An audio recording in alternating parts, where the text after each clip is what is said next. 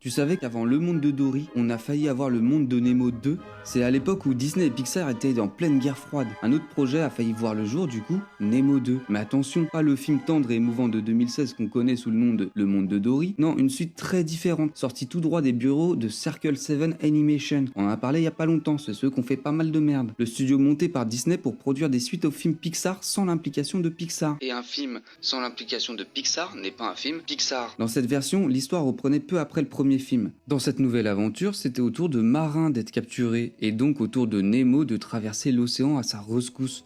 Ça me dit quelque chose. Le poisson clown était alors accompagné de Dory, qui aurait retrouvé totalement la mémoire, et de Rémi. C'était la grande nouveauté du film puisqu'il s'agissait tout simplement du frère de Nemo. Ah, comme quoi, tu vois. Quant à Marin, il atterrissait dans un parc d'attractions aquatiques où il faisait la rencontre d'un dauphin, Percy, et d'un ours polaire, Blanca. Mais, on le sait très bien, ça aurait été un film beaucoup moins bien. Mais en 2006, tout s'écroule, Disney rachète Pixar, John Lasseter prend les commandes, et l'une de ses premières décisions est de fermer Circle 7, on en a parlé déjà. Et du coup, annuler toutes ses suites opportunistes. Selon lui, on ne fait pas du Pixar sans Pixar.